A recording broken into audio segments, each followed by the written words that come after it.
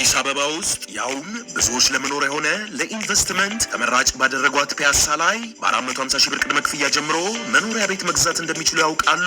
ሜሪት ፕሮፐርቲ እጅግ ውብና ዘመናዊ ዲዛይን ያላቸውን ቤቶች ለእናንተ ለውድ ደንበኞቹ እስከ 30% ቅናሽ የተደረገባቸውን ውብ እይታን ከነፋሻማ አየር ጋር የያዙ ቤቶችን በ10% ቅድመ ክፍያ ይዞሎት ቀርበዋል። ማለትም ባለ 1 መኝታ በ450 ሺህ ብር፣ ባለ 2 መኝታ በ850 ሺህ ብር፣ ባለ 3 መኝታ 1 ሚሊዮን ብር ቅድመ ክፍያ በመክፈል በፈለጉት የወለል አማራጭ እጅግ ዘመናዊና ምቾት የተላበሱ ቤቶችን የግሎ ማድረግ ይችላሉ።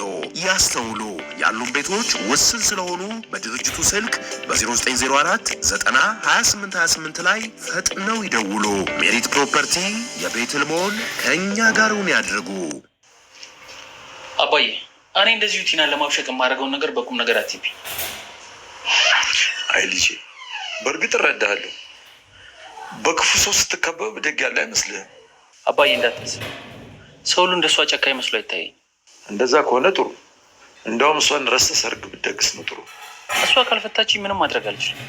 እሷ አንተ ለመፍታት ዝግጁ ሆን እንጂ እንዴት እንደማሳምረው እኔ ነው የማውቀው። መቼም አትፈታኝም። እሺ አትፍታ። ህጋዊ ፊርማ ያለ ከእሷ ጋር ነው።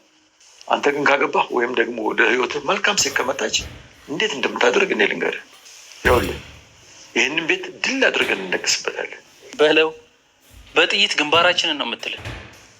ለእኔ በቀል ይሄ ነው። እንዳቃጠሉኝ እንዳሳረረችኝ ያንኑ እናደርግባቸዋለን። እስቲ አባዬ እናያለን። ትሁትን ሚስት ሆና እንደምትመጣ ሁሉም ሰው ፈርዶባታል። እንዲያውም እንዳይፈርዱባት ቲናን ከሚያውቋት ሰዎች መሀል ብታደርግ ጥሩ ነው። አባዬ እስኪ ዞር ዞር ብዬ ልምጣ።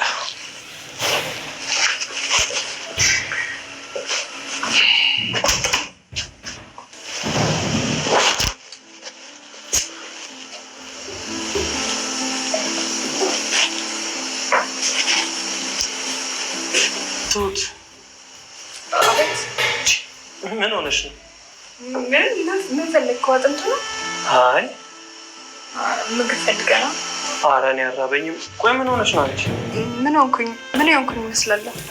አይ ትንሽ ግን መረጋጋት ሳይኖርብሽ አይቀርም። እሺ ምን ልታዘዝ? እራት እንዴት ነበር? እራቱ እኮ አልፏል።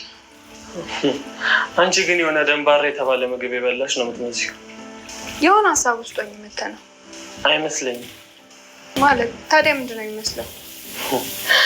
የሚመስለኝማ ካሌብ ጉንጭሽን ስማስደነገጠሽ ነው። ያማል አንተ በላው ነው። እባክሽ ደስ ብሎሻል። አሁን ሳትዋረድ ውጣ። እሺ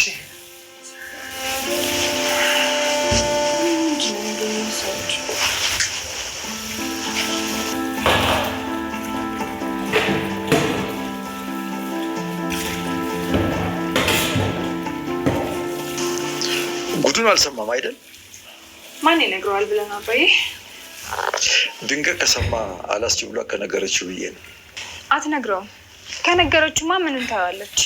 ማመን ከብዷት እኮ እንዲህ ባይኗ እንደምታይ እያሰበች ነው። እንግዲህ እሷን ደግሞ ወንድ አድርገን እናስገባት።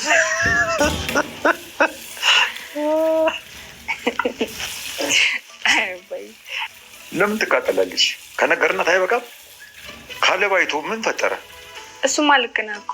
ግን ይህን ሁሉ ጊዜ አብረው ሲሆኑ አንድም ቀን እንደዚህ አይነት ሰው ይሆናል ብላ ጠብቃ አታውቅም። እነሱም ማየት ትርፉ በሽታ ነው። እሺ መጨረሻቸው ደረሰ ስል እነሱ እኮ ጉዳቸው አያልቅም። አልወጣም አለች። በዛ ላይ ስራዋን ተወችው አይደል? ኧረ አባዬ እኔ ከሰው መካከል አልፈልግም። ደግሞ ወጣ ስል የሆነ ነገር ጨምራ ብትረፈርፈንስ? እሷ የሰራችውን እሷ ሳቀብስ እኛ እንበላለን ብለሽ ነው? እሱም አጠነቅቃለሁ። ግን እሷ በብዙ ጸብና ክርክር ነው የምትሰራው። እኔ ደግሞ እሱ ያደክመኛል። ነገሩ ልክ ነሽ። ከእሷ ጋር ክርክር አይቻልም። ሁለተኛ ክፍል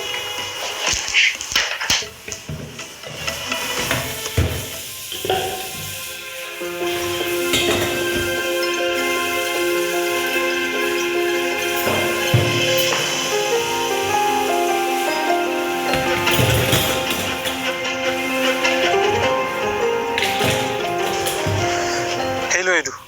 አቤት። እንዴት ነሽልኝ? ደህና ነኝ። አንተስ? ደህና ነኝ። ጠፋሽ እኮ። አለው አልጠፋሁም። እሺ ቆይ የት ነሽ? የት ሰፈር ነው ያለሽ? አልነገርኩም። ለካ ሰፈር ቀየርኩ። ለእኔ ሳትነግሪ? መንገር ያስፈላጊ መስሎ አልታየኝም። አቤት ሄዱ፣ ዳኒ እኮ ነኝ። አውቄያለሁ።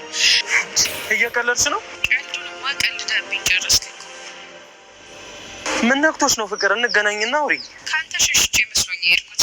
ይሄ ምን መገናኘት ነው? ሄሎ ሄሎ፣ ሄዱ ሄሎ።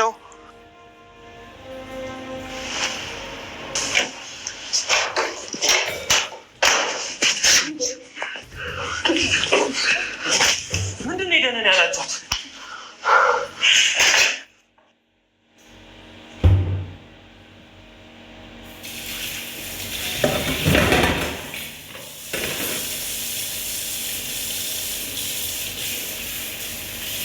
Let's talk risk management.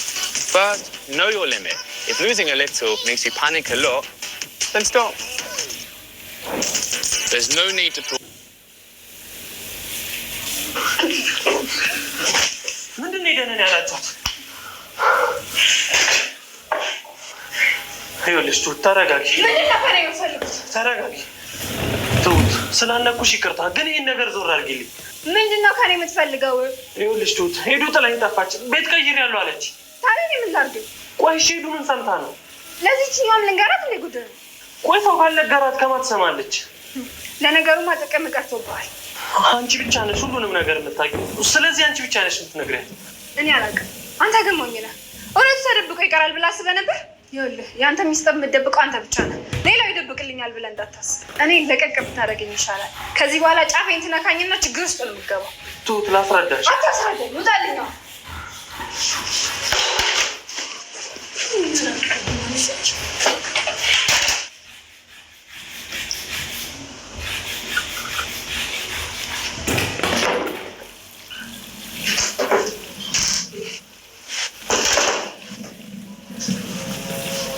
ሰላም ዋል።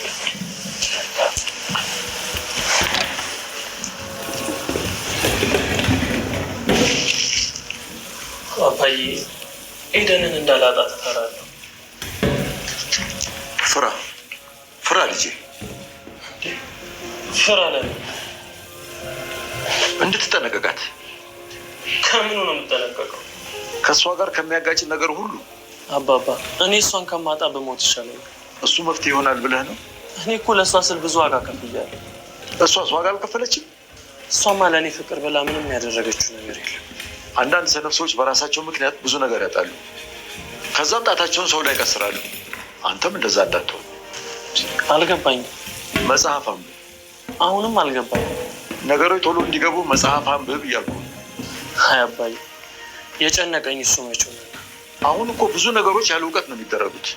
አንተ አእምሮህን ብታሰፋ ማትገባባቸውና ቶሎ የሚገቡ ብዙ ነገሮች ይኖራሉ። ኤዱን እንዳላጣት ምን ላድርግ? አላውቅም ምን እንዳጣላችሁ፣ ምን ሰፈር እንዳስቀየራት